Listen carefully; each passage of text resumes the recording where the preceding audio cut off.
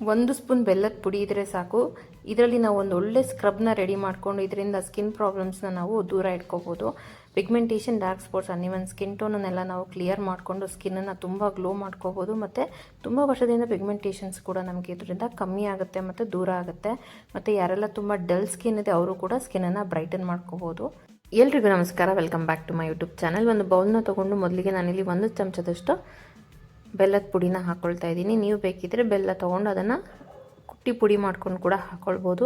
ಅಥವಾ ನಾನಿಲ್ಲಿ ಆರ್ಗ್ಯಾನಿಕ್ ಬೆಲ್ಲದ ಪುಡಿ ಯೂಸ್ ಮಾಡ್ತಾಯಿದ್ದೀನಿ. ನೀವು ಯಾವುದಾದ್ರೂ ಬೆಲ್ಲದ ಪುಡಿನ 1 ಚಮಚದಷ್ಟು ಹಾಕ್ಕೊಳ್ಬೇಕಾಗತ್ತೆ.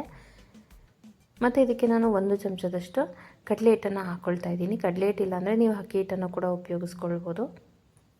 ಕಡಲೆ ಹಿಟ್ಟು ಅಥವಾ ಅಕ್ಕಿ ಹಿಟ್ಟು ಯೂಸ್ ಮಾಡೋದ್ರಿಂದ ನಮಗೆ black heads, white heads remove ಮಾಡೋದಕ್ಕೆ ಹೆಲ್ಪ್ ಮಾಡುತ್ತೆ ಮತ್ತು ಸ್ಕಿನ್ನನ್ನು ಗ್ಲೋ ಮಾಡೋದಕ್ಕೆ ಕೂಡ ಹೆಲ್ಪ್ ಆಗುತ್ತೆ. ಇವಾಗ ನಾನಿಲ್ಲಿ ಸ್ವಲ್ಪ 2 ರಿಂದ 3 ಡ್ರಾಪ್ಸಷ್ಟು ಜೇನುತುಪ್ಪನ ಹಾಕ್ಕೊಳ್ತಾ ಇದ್ದೀನಿ.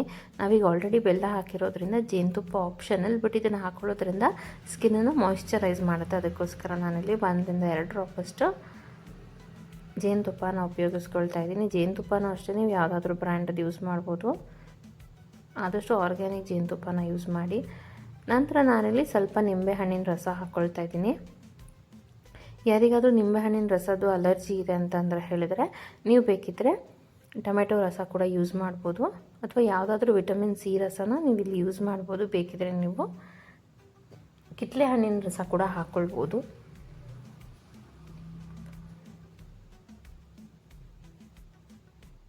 ಸೊ ಇದನ್ನೆಲ್ಲ ಹಾಕ್ಕೊಂಡಿದ್ದ ನಂತರ ನಾವು ಇದನ್ನು ಚೆನ್ನಾಗಿ ಮಿಕ್ಸ್ ಮಾಡ್ಕೋಬೇಕು. ನಾವು ಯಾವುದೇ ಹೋಮ್ ರೆಮಿಡಿನ ಯೂಸ್ ಮಾಡೋದಕ್ಕಿಂತ ಮುಂಚೆ ಅಥವಾ ಯಾವುದೇ ಹೊಸ ರೆಮಿಡಿನ ಯೂಸ್ ಮಾಡೋದಕ್ಕಿಂತ ಮುಂಚೆ ಆದಷ್ಟು ಪ್ಯಾಚ್ ಟೆಸ್ಟ್ ಮಾಡ್ಕೊಂಡು ನಂತರ ಫೇಸಿಗೆ ಅಪ್ಲೈ ಮಾಡ್ಕೋಬೇಕು. ಯಾರಿಗಾದರೂ ಸ್ಕಿನ್ ಸೆನ್ಸಿಟಿವ್ ಇದ್ದರೆ ಅಥವಾ ತುಂಬ ಡ್ಯಾಮೇಜ್ ಆಗುತ್ತೆ ಅಂದರೆ ಅವರು ಆದಷ್ಟು ನೀವು ಪ್ಯಾಚ್ ಟೆಸ್ಟ್ ಮಾಡಿ ನಂತರ ಫೇಸಿಗೆ ಅಪ್ಲೈ ಮಾಡಿ.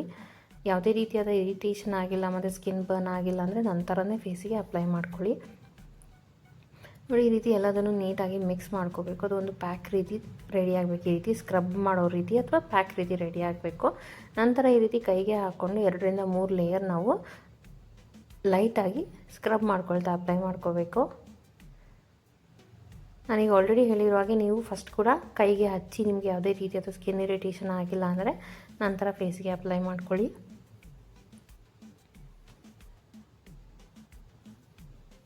ಇದು ನಿಮಗೆ ಬ್ಲೀಚ್ ರೀತಿಯೂ ವರ್ಕ್ ಆಗುತ್ತೆ. ಸ್ಕಿನ್ನನ್ನು ಲೈಟನ್ ಮಾಡೋದಕ್ಕೂ ಕೂಡ ಹೆಲ್ಪ್ ಮಾಡುತ್ತೆ. ಯಾವುದಾದ್ರೂ ಫಂಕ್ಷನ್ ಇದೆ, ಪಾರ್ಲರ್ಗೆ ಹೋಗೋದಕ್ಕೆ ಟೈಮ್ ಇಲ್ಲ ಅಂದರೆ ಕೂಡ ನೀವು ಇದನ್ನು ಮಾಡಿಕೊಂಡ್ರೆ ಇನ್ಸ್ಟೆಂಟಾಗಿ ನಿಮಗೆ ರಿಸಲ್ಟನ್ನ ನೋಡ್ಬೋದು.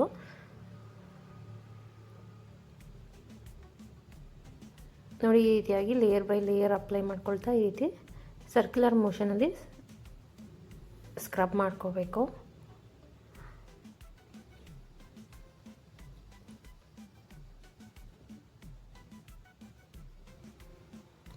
ನಂತರ ನಾವೇನು ನಿಂಬೆಹಣ್ಣನ್ನು ಸ್ಕ್ವೀಸ್ ಮಾಡಿ ಇಟ್ಕೊಂಡಿರ್ತೀವಲ್ಲ, ಆ ಪೀಲ್ನ ತೊಗೊಂಡು ನಾವು ಅದರಲ್ಲಿ ಈ ರೀತಿಯಾಗಿ ಸ್ಕ್ರಬ್ ಮಾಡ್ಕೋಬೇಕು. ಮತ್ತು 1 ನಿಮಿಷ ನೀವು ಲೈಟಾಗಿ ಅಪ್ಲೈ ಮಾಡಿಕೊಂಡು ಸ್ಕ್ರಬ್ ಮಾಡ್ಕೊಳ್ಳಿ ಲೇಯರ್ ಬೈ ಲೇಯರ್. ನಂತರ ಈ ಸ್ಕ್ವೀಸ್ ಮಾಡಿರುವಂಥ ನಿಂಬೆಹಣ್ಣಿನ ಪೀಲ್ ತೊಗೊಂಡು ಈ ರೀತಿಯಾಗಿ ಸರ್ಕ್ಯುಲರ್ ಮೋಷನಲ್ಲಿ 1 ರಿಂದ 2 ನಿಮಿಷ ಈ ರೀತಿಯಾಗಿ ಸ್ಕ್ರಬ್ ಮಾಡ್ಕೋಬೇಕು.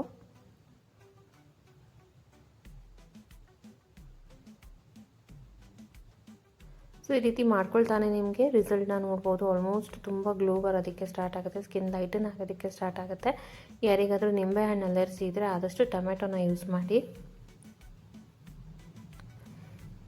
ಯಾವುದೇ ರೆಮಿಡಿ ಯೂಸ್ ಮಾಡೋಕ್ಕಿಂತ ಮುಂಚೆ ಪ್ಯಾಚ್ ಟೆಸ್ಟ್ ಮಾಡ್ಕೊಂಡು ನಂತರ ಫೇಸಿಗೆ ಅಪ್ಲೈ ಮಾಡ್ಕೊಳ್ಳಿ. ಸೊ ಈ ರೀತಿ ನೀಟಾಗಿ ಸ್ಕ್ರಬ್ ಮಾಡ್ಕೋಬೇಕು. ಅದು ನಾವು ಬೆಲ್ಲ ಮತ್ತು ಜೇನುತುಪ್ಪ ಹಾಕಿರೋದ್ರಿಂದ ಅದು ಅಂಟಿಸೋದಕ್ಕೆ ಶುರುವಾಗಬೇಕು. ಅಲ್ಲಿ ತನಕ ನಾವು ಈ ರೀತಿಯಾಗಿ ಸ್ಕ್ರಬ್ ಮಾಡ್ಕೊಳ್ಬೇಕು.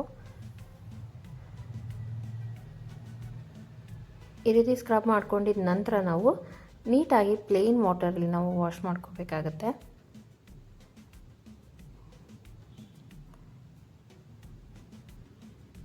ಈ ರೆಮಿಡಿನ ನೀವು 3 ದಿನಕ್ಕೆ 1 ಸಲ ಅಥವಾ ವಾರಕ್ಕೆ 2 ಸಲ ಟ್ರೈ ಮಾಡಿ.